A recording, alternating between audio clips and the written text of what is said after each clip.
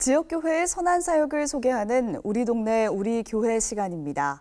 오늘은 경기도 수원시 수원성교회로 가보겠습니다. 수원성교회는 13년 전부터 사회선교사 제도를 만들어 시민사회단체에서 활동하는 전문가들을 사회선교사로 파송하고 지원해 왔는데요. 관련 소식을 최종호 기자가 전합니다.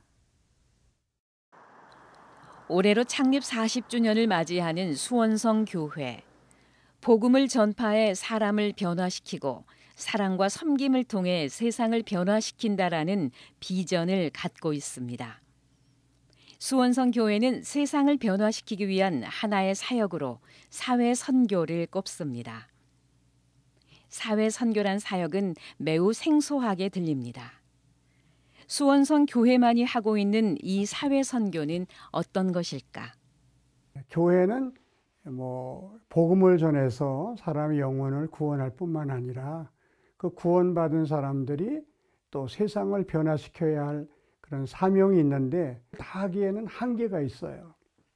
그래서 그 일을 전문적으로 하는 기관, NGO 단체의 간사들, 그런 사람들이 이제 이 세상을 아름답게 만들어 나가는 일에 헌신하고 또 최선을 다하고 있는데 문제는 그들이 생활이 열악하다는 거예요. 조금이나마 도움을 주기 위해 교회가 생활비의 일부를 지원하고 있습니다. 사회선교사 제도는 한 성도의 제안으로 지난 2009년에 도입됐습니다. 사회선교사는 시민사회단체에서 활동하고 있는 전문가 가운데 수원성 교회가 선발해 선교사로 파송하는 제도입니다. 당시 4명으로 시작한 사회선교사는 현재 7명. 이들은 인권단체와 구호단체, 환경단체 등 다양한 분야에서 사회선교사로서의 사명을 다하고 있습니다. 쪽방촌 사람들에게 자활교육을 하고 있는 최종덕 선교사. 이 사회선교사들 보면 특별하게 복지적으로 뭘 베푸는 일을 하는 사회선교사가 거의 없어요.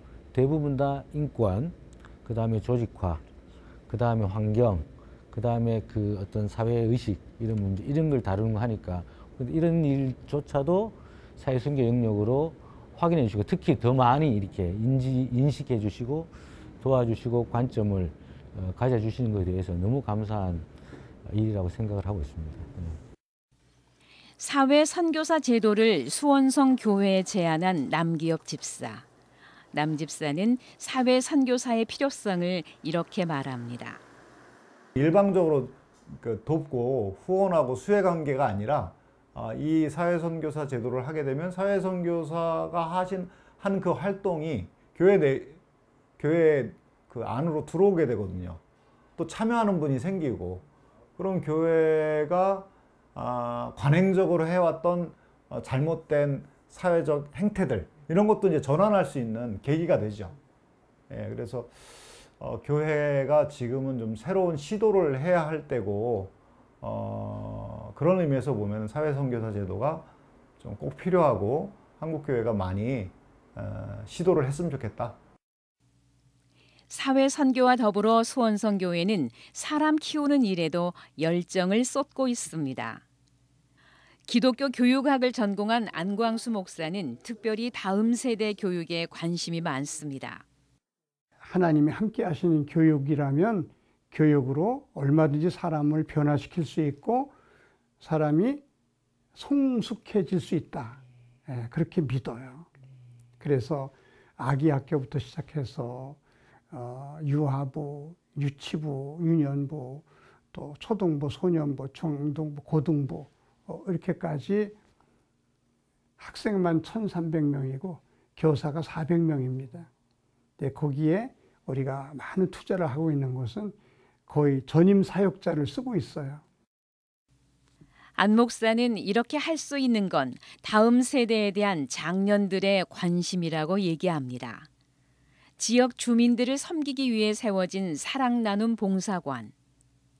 문을 열자마자 코로나19가 터지면서 제대로 활용하지 못했습니다. 하지만 최근 수원성 문화센터가 개강하면서 봉사관은 다시 활기를 되찾았습니다. 주민들과 어린이들은 저마다 좋아하는 악기를 배우며 즐거운 시간을 보냅니다.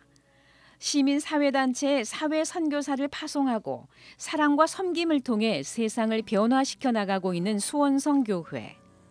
담임 목사의 희망은 사람을 잘 키워 아름다운 세상을 만들어가는 것입니다.